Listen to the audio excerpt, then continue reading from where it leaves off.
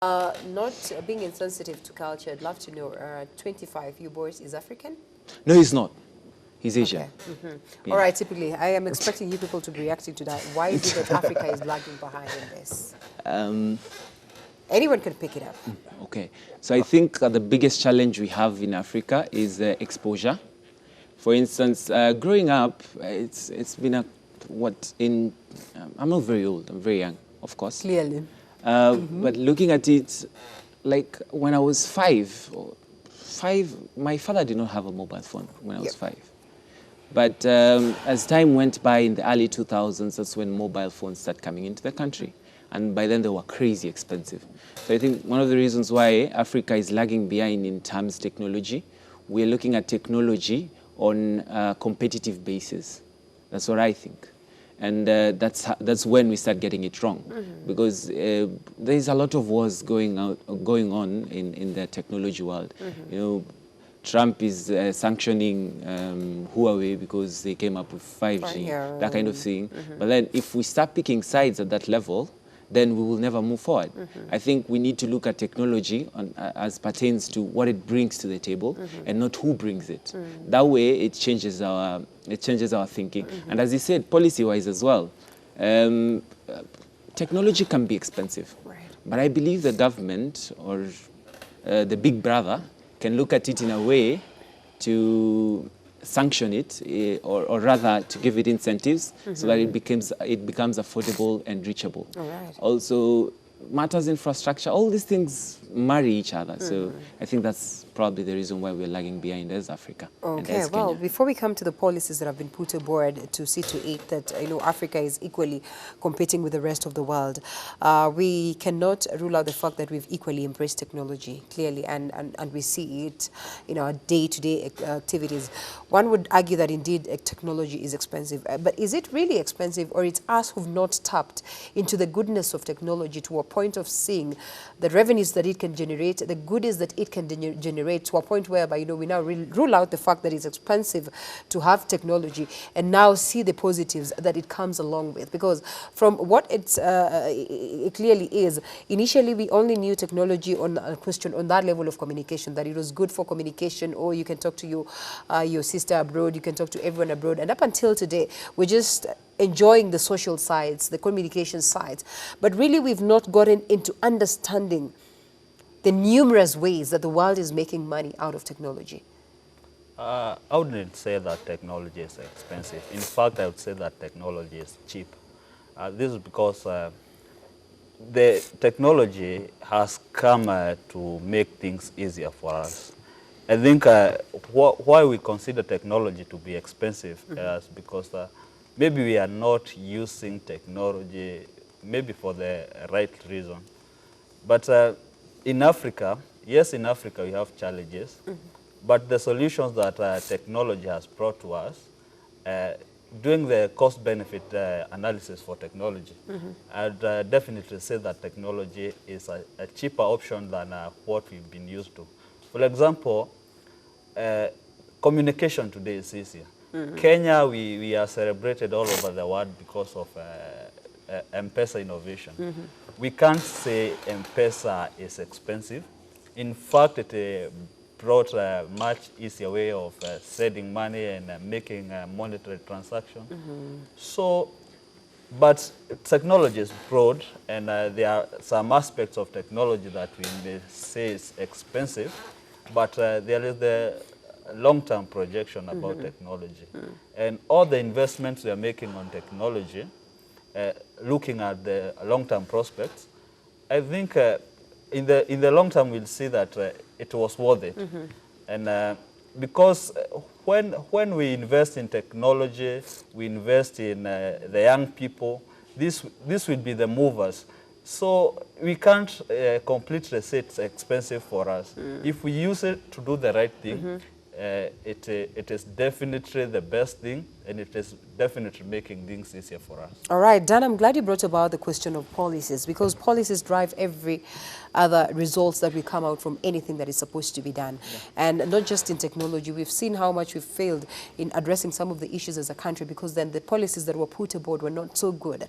But equally, we've seen how successful we've been in other issues because we put aboard tangible policies, policies that would certainly bring change. So, looking at that aspect of policies and structuring of, or just generally everything to do with technology, how best or can we sort of come up with policies that will help us tap into the goodness of technology and maximize this goodness for the benefit of us as a continent, as a country, as a global fraternity? Okay. Thank you for your question. And I think it will be good and prudent of me to start by giving some sort of a historical background. Yes. Not necessarily on technology. In 1975, Idi Amin was a chairperson of OAU. Yeah. By then it was called OAU, Organization of African Union. Yeah. Then he held the organization summit in his country, in Uganda. And he was quoted as saying, if Africa is to rule the world, then good leadership and good policies necessary. Yeah.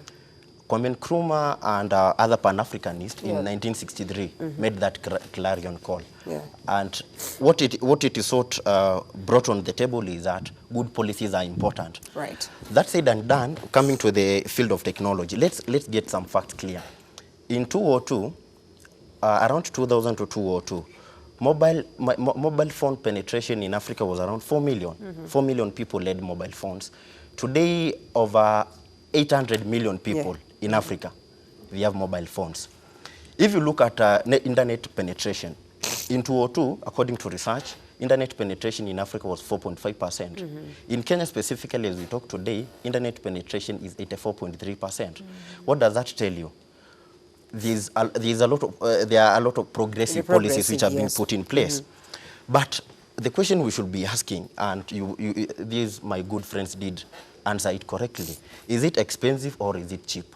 And from where I'm sitting, I'll say it is looking at the same coin on both sides. All right. Because last year, in 2018, there was a very fundamental conference which took place in Egypt. All African heads, they were there. And it was opened by the Egyptian president, El-Sisi.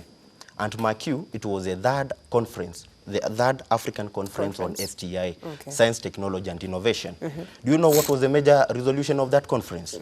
That every African country was to allocate 2% of their GDP to research and innovation. Okay. Let me ask you a simple question. The budget of Kenya was read the other day. Was research given already have even an answer 1%? to that. Sadly, no. Your guess is as better as mine. Then we ask ourselves, as a country, are we serious on really progressive policies on that? And then, to avoid this kind of an abstract discussion, let me also ask you another question. I come from an interior part, the same locality with my friend here, deep interior parts of Makueni. If you go to that village and you ask a very bright student or a bright young man there, can he have access to an ICT hub in his locality? Nope. Yep. Are we getting it right? Certainly not. Certainly not. In 2015, I'm trying to refresh our memories with regards to policy infrastructure. In 2015, Joe Musheru, who is the current ICT cabinet secretary, he made a very romantic and sexy announcement in media. He said, Kenya was about to establish ICT hub centers in every constituency. They were going to provide internet in every constituency.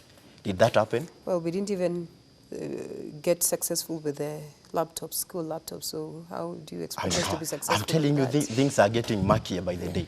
So you ask yourself, are we seriously progressing towards what we are talking about as a country? Last year, the budget which was read last year, it was around 2.8 something trillion, if I can recall. Yes. Research was only given a meager 300 billion. And mark you, getting part of the 300 million, 300 million.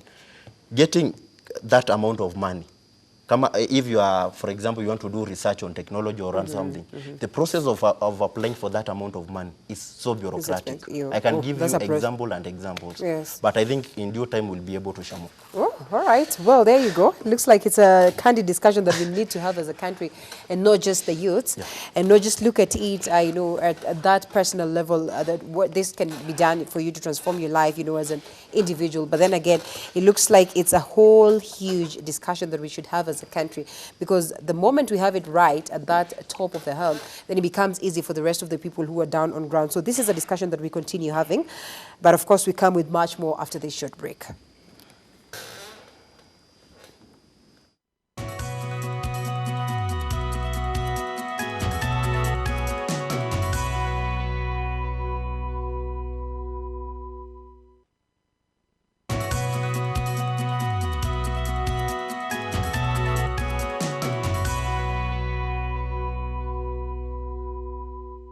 All right, welcome back to the discussion. As you can hear, it's not just a normal discussion, but then we have facts and figures on table that clearly, of course, give us an overview of what technology is all about right here in the country more so.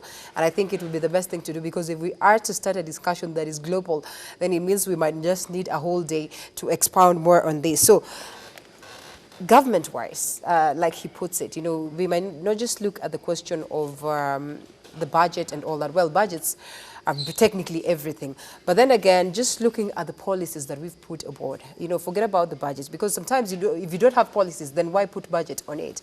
If you don't come up with structures and blueprints, why do we have to have a budget on it? So is it a fact that maybe we have failed on understanding the policies that need to be put, or maybe we do not even have a clear-cut understanding of what technology is all about and what really it means, for the transformation of the country? Either of the two of you can pick. Well, if we look at it in Kenya, when it comes to policy, I think much still needs to happen. I will throw a jab out there and look, for instance, the projects that the government has been rolling out that involves technology. Like yesterday, I think, KQ had their radar system fail, which is technology. We had an Huduma number registration, which involved technology. And then there was discussion coming out of the parliament that yes, we are giving out this data, but is it protected? Yes. You're giving somebody so much power with information, because believe me, I've seen what information can do, and not just on a Kenyan level, but on a global level. There's so much you can do when you have access to the right and proper data.